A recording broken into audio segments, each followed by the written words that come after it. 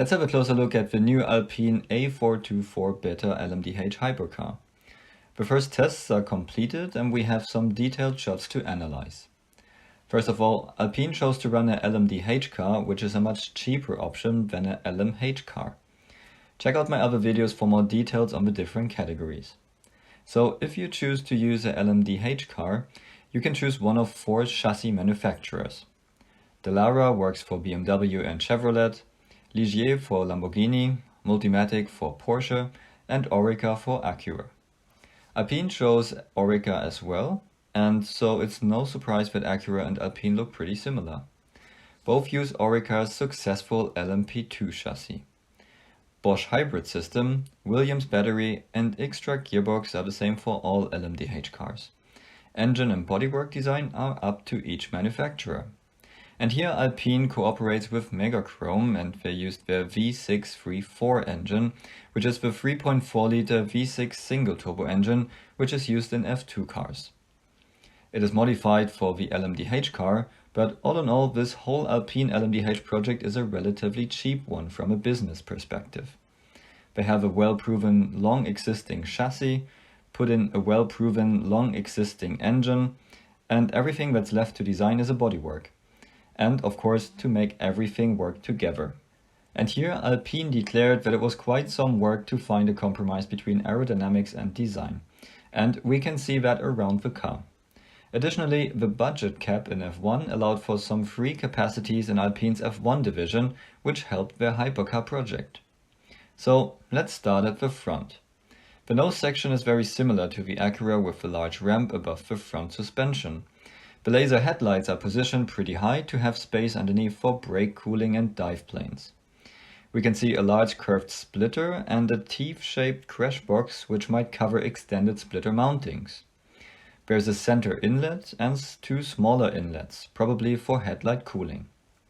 When the nose is off, we can see steering rack, the 2 brake circuits for front and rear, the front torsion springs of the pushrod suspension, and the brake cooling ducts. The whole front suspension assembly is fully packed and air wouldn't be able to flow through, mainly because of the brake cooling houses. We can see a better solution for this at the Porsche, which has brake cooling ducts at the inner wheel covers, like F1.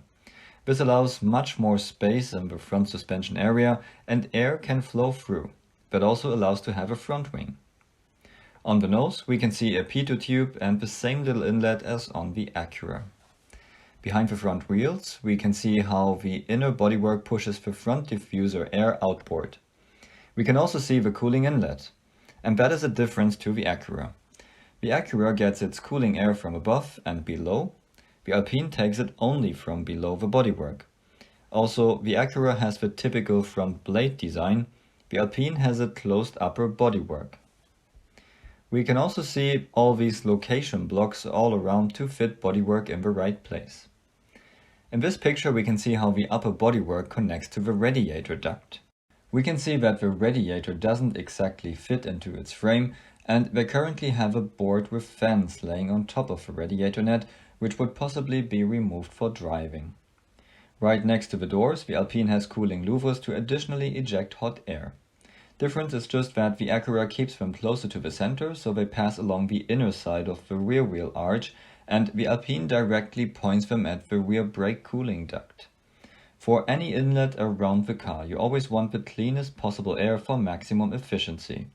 It looks like the rear brake cooling would get some warm, low-energy air here. The engine should have a similar length like the Acura V6 engine. Since the wheelbase should also be similar, it means they potentially also run a huge bell housing with suspension mounting points, just like the Acura. That way, they can use their own forward suspension geometry instead of using the existing ones on the gearbox. Different is also that the Acura engine has 2 outside sitting turbochargers and the Alpine one has one in the center. The tailpipe splits into 2 and sits very close to the shark fin. Result is that they need additional heat shield plates to protect the shark fin. A very cool design feature are the Alpine rear lights, which also act as air outlets. Even the lower part behind the rear wheel is curved, which gives the rear end a nice shape. The space below the rear light is also used to extract heat, and so the center part can be lower.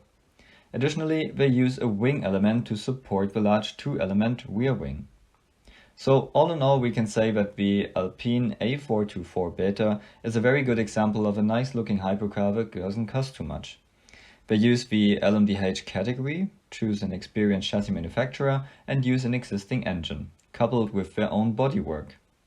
They have nice design elements, but we could also see that they needed to find a compromise between aero and design. For Alpine, it's now all about making the different components work together. Also, they're experiencing Nagtech race team and getting used to the tire behavior. As far as we could see until now, the test run went pretty well, and it looks like Alpine is another exciting competitor for 2024. How do you like the new Alpine Hypercar? Let me know in the comments below and check out my other hypercar videos for more.